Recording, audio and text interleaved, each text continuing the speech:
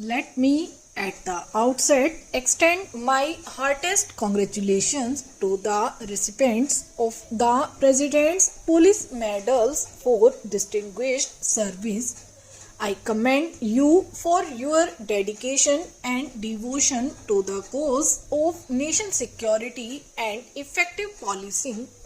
I would also like to offer my heartfelt condolences to the families of your brave colleagues who sacrificed their lives in the service of the nation. I give you my assurance that our government will spare no effort to ensure that their needs are met and their futures secured. As I addresses you all here today, my mind goes back to some of the key issues I had raised in the same conference last year. I had spoken of the challenges facing the police forces today of equipping the police forces with the necessary material and intellectual resources to meet these challenges, of the need to generate professionalism, honesty, integrity and efficiency in the police, of the need to improve the public image of the police whereby a policeman can be seen as a friend of the people, of addressing the honesty, integrity and efficiency in the police, of the need to improve the public image of the police whereby a policeman can be seen as a friend of the people, of addressing the material needs of policemen, particularly of those at the cutting edge grassroots level, and of reforming the police system so as to make it a more effective and humane organization. Periodic conferences like this are a good occasion to reflect on the progress made in achieving these goals. I had also asked the Home Ministry to quickly examine the recommendations of earlier committees on police reforms and suggest easily implementable measures.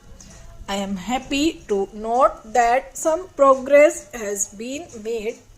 Police forces across the world continue to face an increasingly complex environment. New security threats have come to the fore, bringing in their wake new challenges. Governments across the world are trying to grapple with them to formulate suitable responses.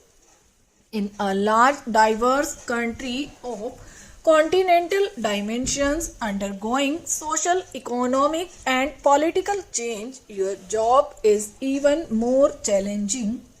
At a recent meeting with the superintendents of police, I was impressed by the seriousness with which young officers were applying their mind to the problems at hand.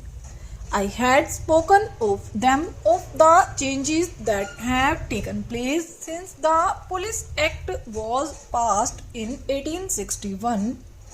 Today, police forces have to serve the interests of the people, not rulers.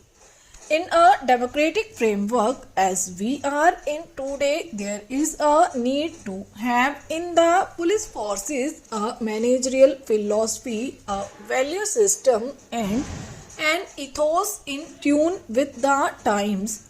I had emphasized the need to ensure that police forces at all levels change from a feudal force to a democratic service. The spirit of public service, of respect for the rights of individuals, of being just and humane in one's actions must permeate the entire police force.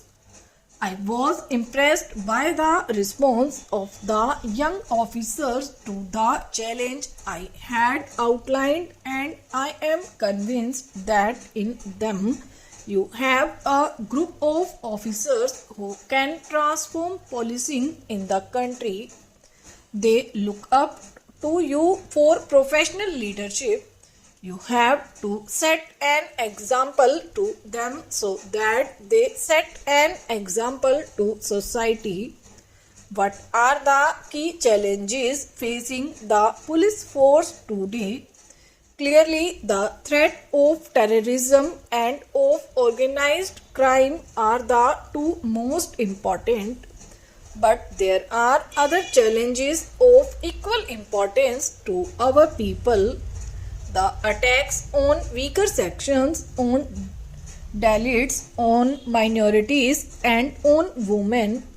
Our police force must be equal to the task in dealing with each one of them. We need a combination of force and intelligence in dealing with each of these challenges.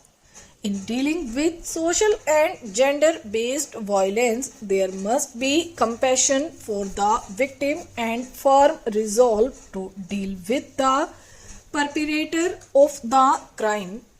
I call upon you to devote particular attention to crimes against all vulnerable sections of society, such as members of the scheduled castes and scheduled tribes, women, children, and senior citizens. With economic progress, some of the fault lines in society have also become wide. This has brought additional responsibility on the police forces to ensure that law and order is maintained and no segment, no matter how meek, is oppressed. It is true that on account of a variety of factors, the fruits of developments have not reached certain sections of the society. The government is committed to providing equal opportunity to every community and every section of the population. The police must also be viewed as a fair, efficient, and honest service. The people must have confidence in your professionalism while instilling fear in those breaching the law and threatening the security of the country. The police at the same time must be perceived as friends by the law-abiding common citizens. I have repeatedly said that no grievance, real or imaginary, can justify resort to terror, violence, or any other anti-social activity. Democracies provide legitimate means to express dissent,